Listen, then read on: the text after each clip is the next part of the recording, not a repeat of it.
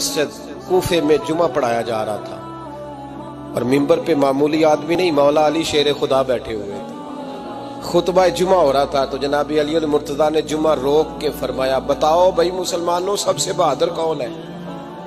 بتاؤ۔ لوگوں نے کہا حضور آپ ہی سب سے بہادر ہے، زمانہ جانتا ہے۔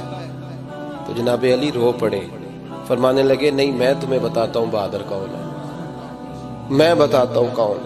میں جب اللہ مجھے توفیق دیتا ہے نا، میں حرم کعبہ جاتا ہوں، تو میں جب خانہ کعبہ کے پاس بیٹھتا ہوں نا تو میں یہ والی حدیث یاد کرتا ہوں، یہ روایت میری آنکھوں کے سامنے آتی ہے، اس کو میں اپنے ذہن میں حاشیہ خیال میں لاتا ہوں۔ جناب علی المرتضیٰ فرمانے لگے میں بتاتا ہوں بہادر کون ہے۔ جناب کون ہے؟ فرمانے لگے ایک دن ایسا بھی آیا کہ مکے کے سارے سردار کٹھے ہو کے محبوب پاک پہ حملہ کرنے لگے، حضور کو گرا لیا نبی پاک۔ میٹھائی کھانا صرف سنت نہیں، پتھر کھانا بھی سنت ہے، صرف حلوہ کھانا سنت نہیں، پتھر کھانا بھی اس سنت کو بھی ادا کرنا۔ کہتے ہیں تھوڑے سے میٹھے چاول بھی کھا لو، کھانے کے ساتھ سنت ہے۔ میں نے کہا بھائی کبھی کبھی پتھر کھانا بھی سنت ہے، اس پر بھی توجہ کریں، اس کا بھی تھوڑا خیال فرمائیں۔ کہتے ہیں حضرت علی کے کفار مکہ نے نبی پاک صلی اللہ علیہ وسلم کو گرا لیا اور معاذ اللہ تشدد کرنے لگے۔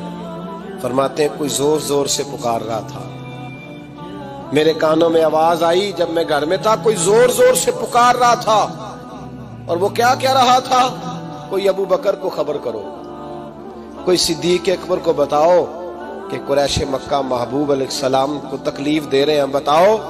حضرت علی کہتے ہیں جب تک میں باہر نکلا تو میں نے ابو بکر کو دوڑتے ہوئے دیکھا، صدیق اکبر کے پیروں میں جوتا کوئی نہیں، سر پہ ٹوپی کوئی نہیں، تینوں لب دیاں آپ گواچے، سانو اپنی خبر نہیں کوئی۔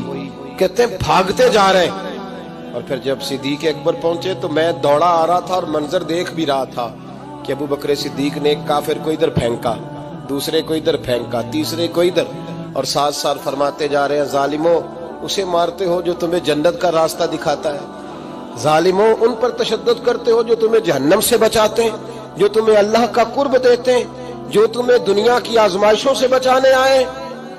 کہتے ہیں جب جناب صدیق اکبر نے دیکھا کہ پیچھے نہیں ہٹ رہے، بڑا مشکل کام نہیں کسی کے حصے کی مار کھانا، دین کا نام لے کے اپنا قد اونچا کرنا بڑا آسان ہے، لیکن 4 اینٹیں اٹھا کے کسی مسجد میں لگانی پڑ جائیں تو لوگوں کی شان میں کمی آتی ہے معاذ اللہ۔ جناب ابو بکر صدیق رضی اللہ تعالیٰ عنہ حضور کے اوپر لیٹ گئے، اور مولا علی فرماتے ہیں نبی پاک کے حصے کی ساری مار ابو بکر صدیق نے کھائی، اور اتنی مار کھائی کہ بے ہوش ہو گئے۔ ان کے قبیلے کے لوگ آئے، اٹھایا، اور قبیلے کے ایک شخص نے کہا قریش مکہ یاد رکھنا اگر ابو بکر کو کچھ ہوا تو تمہیں بدلہ دینا پڑے گا۔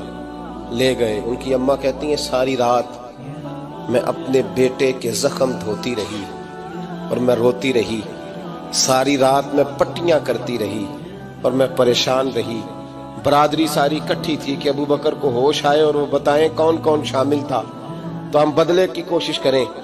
والدہ کہتی ہیں میرے دل میں خیال تھا کہ ابو بکر تو جب بھی اٹھے گا پہلا نام محمد عربی کا لے گا صلی اللہ علیہ وسلم، تو یہ تو ناراض ہو جائیں گے۔ اتنی خیال تھا کہ تھوڑی دیر کے لیے اپنے محبوب کا نام کبھی معاذ اللہ نہ لیں، برادری کٹھی ہے، میرے دل میں خیال تھا، لیکن کہتے ہیں وہی ہوا۔ حضرت سیدنا ابو بکر صدیق کی آنکھ کھلی، کہا حضور کا پتہ بتاؤ۔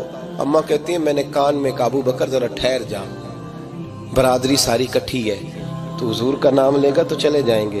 تو کہتے ہیں ابو بکر اٹھ کے بیٹھ گئے، کہنے لگے جس نے بیٹھنا ہے بیٹھے، جس نے جانا ہے جائے، مجھے برادری کی ضرورت نہیں، مدینے والے محبوب کی ضرورت۔